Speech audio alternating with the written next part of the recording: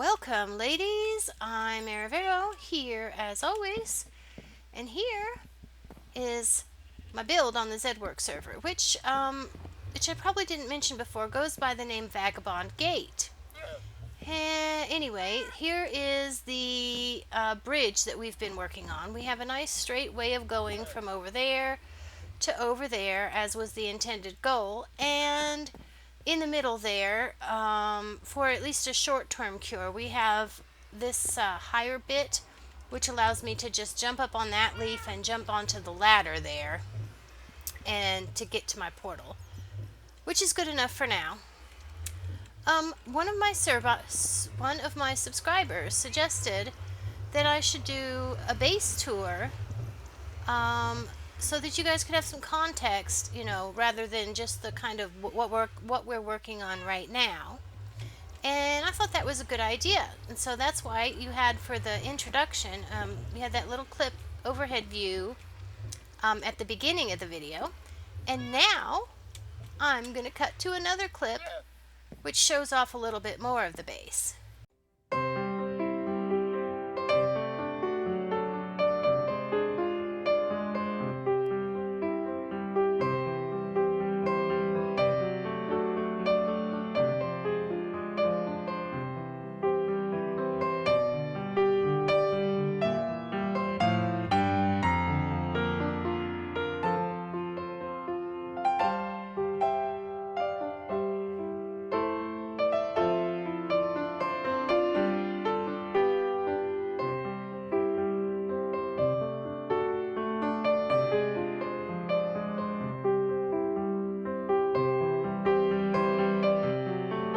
That is Waterfall Manor.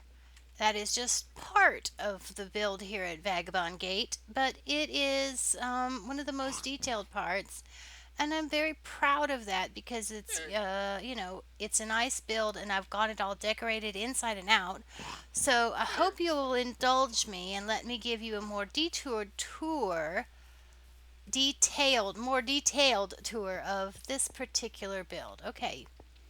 It's set up basically on a his and her format. So here is that over there is the his side. This over here is the hers side, and this is the common area in the middle.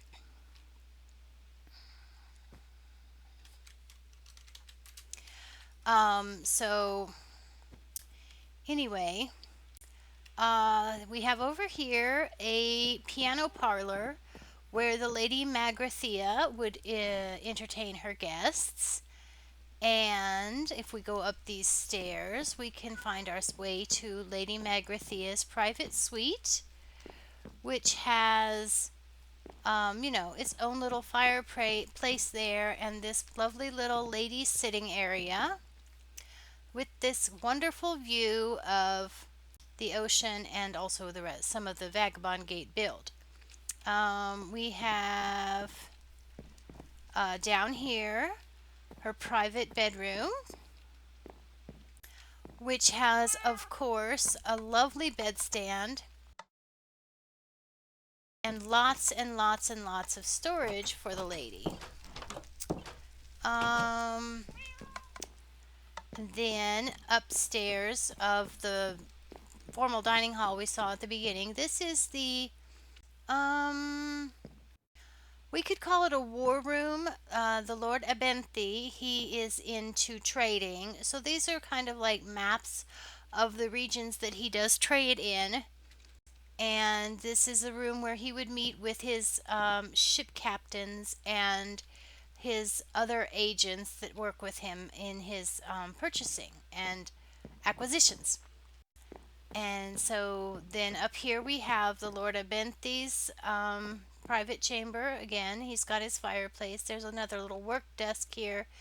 He has a view of the ocean, or view of as well, but of course he's more of a businessman and spends more of his time in the war room. And then down here is his bedroom with the king bed, of course, because the lady Magrathea's mother was once part of the family, but of course she's died. And then back here we again have storage and his dress attire. Ha ha ha. I don't like those curtains. I'm gonna have to change those. And then downstairs, we have here the pool room, billiards room for the gentlemen, where they will gather after their meals. And of course, as I said, this is the formal dining hall. Now, if you're going to have formal meals, they're going to have to be prepared somewhere, which would be down here in the manor house kitchen, which is well equipped with everything that is needed. There's the cake for tonight's dinner. And back here we have some storage for Lord Abinthi's trading, which is really like where I keep the stuff to trade with the villagers. And then there is back here a little farming area. Well, why is all this netherwort here? It's because the head housekeeper, she's a bit of a chemist. Has to be really because of the laundry. I'll show you the laundry in a second. And here is the family cow and the compost pile formed by the family cow. And then let's see, this is again, I say the kitchen, and over here, which we passed on our way in, this is the laundry. Um, Nice boiling hot water there. Over here is the stain cleaning department. There's a book of stain remedies. Here's where they do the mending. A bunch of needles and thread is in here. And over here is the ironing board. There's hot irons in here ready to go. And so that would be a tour of the Waterfall Manor. Very quick tour of the Waterfall Manor. But like I said, I'm very pleased with how it's decorated and stuff. So anyway, thanks for indulging me on that. All right, and this is my farm, which is just a crop farm, wheat, carrots, potatoes, beets, pumpkins, and melons. This is recent. The only reason I'm doing this as a separate segment is because it is also a detailed build. I have, of course, this is your basic standard water behind the slime blocks that the pistons raise kind of farm. Up here, of course, is the room where you can look to see if the crops are all fully grown. Like, for example, I have forgotten to replant my carrots and potatoes over there. There's the empty spots. And there's my beets. I've got melons here and melons and pumpkins on this side. I'm going to go down on this side. Of course, when you push the lever, everything goes into the water streams, which carry it to a sorting system. On this side, there's a sorting system and that leads into that item elevator right over there, which sorts my wheat from my seeds and delivers my seeds back over here so that I can use them to plant again. And then down here, I have just this room for cosmetics. I'm hoping to put some cement or concrete or glazed terracotta or something up there in the ceiling, maybe over here in these holes as well. And this here is just a little, let's just call it a shrine to a flower. Yes, that's a shrine to a flower. This flower was a landmark when I first started exploring underneath this base, when I first started lighting up caves and stuff. And you know how you get lost in the first cave? How you get lost at first in a cave system. Well, every time I came to that flower, I would know where I was because that flower was sitting in the pathway that went up to the opening that I had come in through. So that flower, when I discovered he was going to be in the way of the gardens, he got his own special place. So that is my farm.